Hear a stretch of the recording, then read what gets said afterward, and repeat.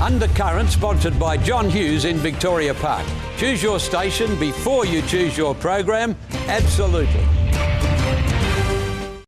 47-minute illegal interview on my daughter. Full of truly terrible news stories. Do you have any opinions on that? And has affected your attitude towards the WA police force? Who misused the government's credit card whilst he was on holiday? Suing the state of WA and you, Carlo Callaghan. Of course, all those pressing issues here in Perth.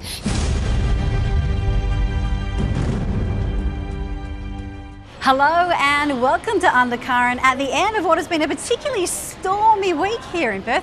Hopefully you came through it okay. My name is Christy Monica. Well, first up on tonight's show, one of our brand new reporters, Sasha Constanzi, takes a look at those hike in rental prices here in Perth.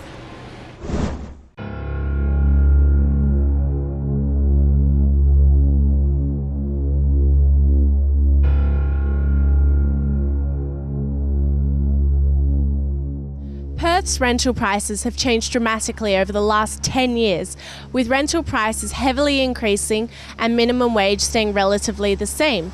This has forced many people to go into shared housing or even become homeless. Some experts believe the rental market is failing.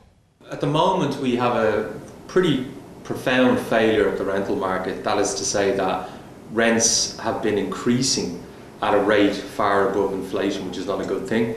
And there's been limited availability. Whilst others think it's better than it has been in the last couple of years. December last year, the vacancy rate was around 1.9%.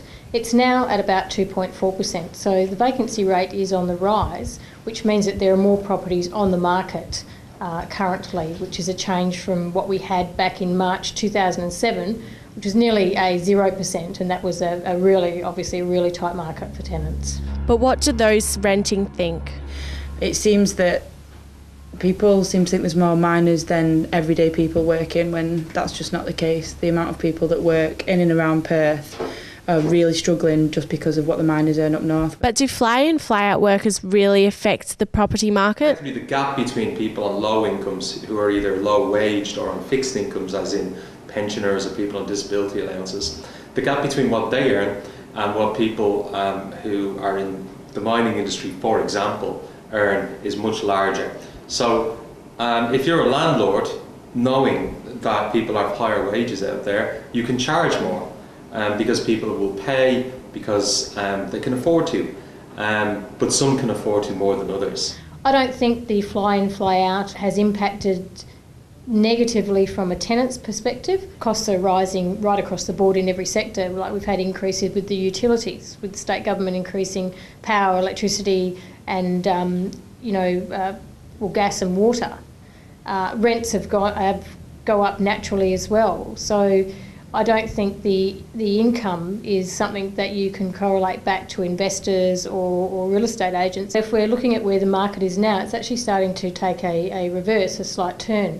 And the RERA data is suggesting that it's going to turn by about $10 per week. Now that's not huge, I guess, in the big scheme of things, but it certainly indicates that the market is slowing at the moment. I just don't understand why they keep going higher and higher. It's as if government believe that everybody's a fly-in, fly-out worker and working in the mines, and that's just not what the case is. Well, the Perth market is probably ranked fourth out of all the 8 capital cities at the moment, so it's still not higher than your areas like Sydney and Canberra and that. So as far as it goes across the whole of Australia, it's sitting in the mid-range. Perth normally sits at a 3% vacancy rate in a normal market, and we're at about 2.4% now. So we're nearing that normal market anyway. So I guess where people are sort of emphasising is where the highest demand is, but they're not looking at the whole entire picture. And I guess with the government not having difficulties with public housing and all that, then it may be affecting a certain criteria of people, but it's certainly not something that we're finding across the board. Our members, community housing members who deal extensively or exclusively with homeless clients, are telling us that they have people coming through the doors seeking their help who are homeless purely because they haven't been able to get a rental property. They either can't afford one, or they turn up at a property that they can afford and there's very stiff competition and they don't get it, or the lease runs out and they haven't been able to secure another property because, for example, they may have pets or they have kids, and so it fundamentally comes back to demand vastly outstripping supply, and in that case people will lose out, and the evidence is that in some cases they're falling into homelessness because of it. And there's people here working in the city needing places to live, and they're really struggling to find that. I think there's always going to be people affected by the rental market, and unfortunately when a sector is in that medium rent range where I guess a lot of tenants rent, there are always challenges in finding a property. But I think saying that it's a crisis is not the correct state. Certainly some people are finding challenges finding the right house, and yes, there are still properties which have the multiple viewings, people coming to them and that, but overall it's coming nearer, it is starting to taper off and is coming back to that normal market. Really the best we can hope for is a situation where rents remain fairly stable or stagnant, and incomes have a chance to catch up effectively.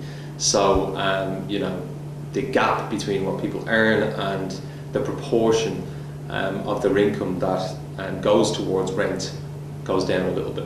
With rent prices not set to come down anytime in the near future and wages to stay relatively the same, Perth renters are going to be in for a hard time. This is Sasha Costanzo reporting for Undercurrent. Well, Sasha certainly has been very busy in her first week here at WTV. Next up, she has a chat with some members of the WA AIDS Council who happen to think things should not be going quite as they should. The WA AIDS Council is a government-funded organisation that aims to minimise the disease HIV being spread. I'm Andrew Burry. I'm the CEO of the Western Australian AIDS Council, or WAC as we're often known. WAC's been around since 1985 or so.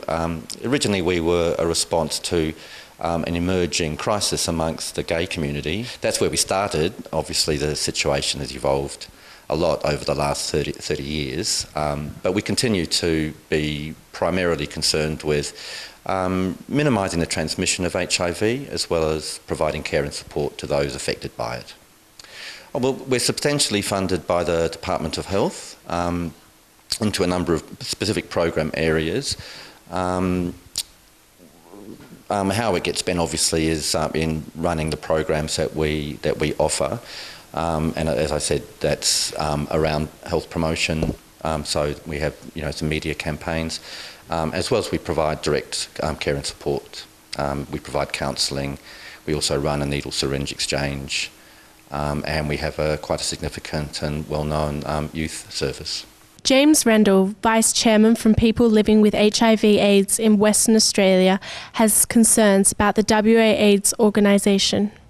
We're a registered support group for people who are living with HIV and people who are affected, so that is HIV negative people. So families and siblings and partners, they can all come along and participate with people who are infected with HIV.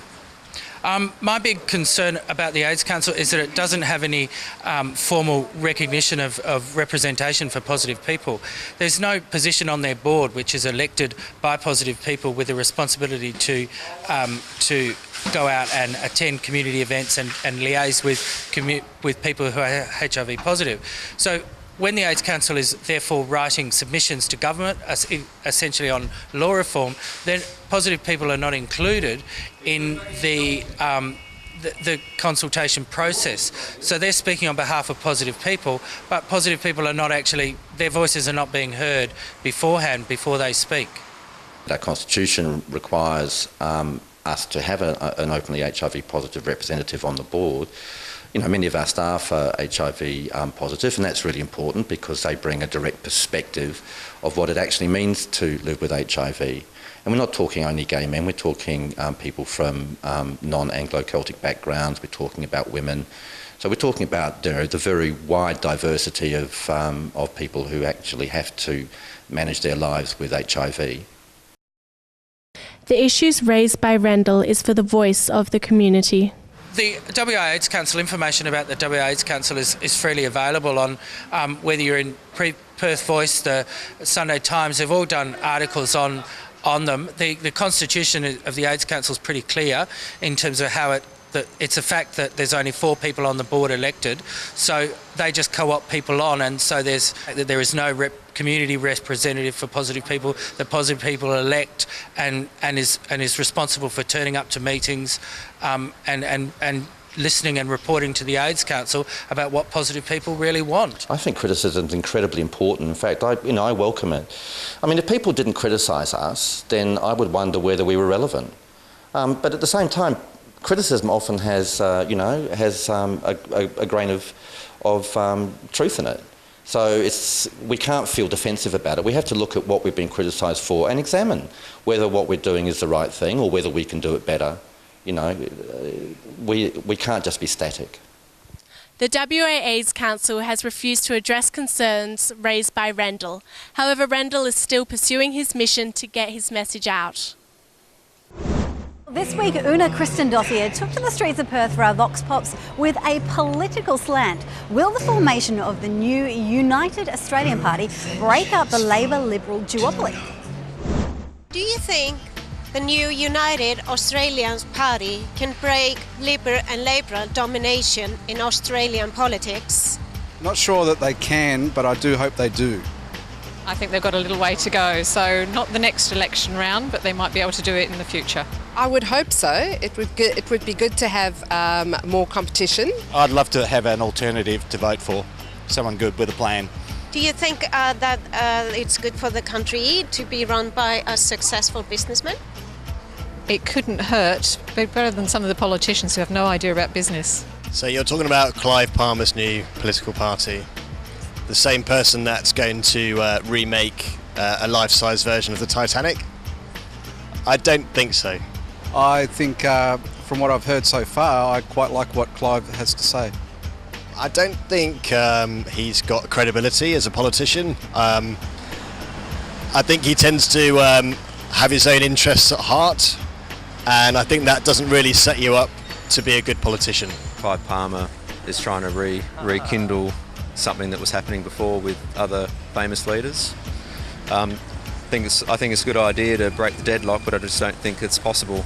I think there's the red camp and the blue camp, and both parties will eventually eliminate any other third party that comes into it. I just don't think it'll come out. Politics needs some people with who've got a demonstrated success, yeah.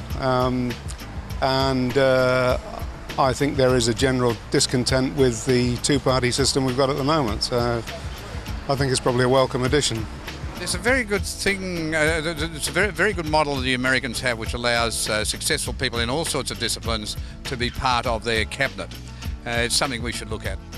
I think a lot of business people get very confused between business and politics, and being successful at business doesn't necessarily make you someone who's going to represent the people. Clive's a bit of he's a bit unique, isn't he? Let's face it. But yeah, good luck to him. We do need somebody who's strong enough to actually make some tough decisions that could be a little bit painful, but with a longer term goal. Somebody that can actually see a vision past the next election, which is what they always make a vision for, is until the next election. We want somebody who can look beyond that and say, this is my 10-year, 15, 20-year goal. We can gather from the answers today that people are not quite happy with the current Labour and Liberal parties. This is Una for Undercurrent. Time to hear from some of our fabulous sponsors here on WTV with a quick commercial break. My name's Christy Molliker. We'll be back with more Undercurrent very soon. Undercurrent, sponsored by John Hughes in Victoria Park. Choose your station before you choose your program. Absolutely.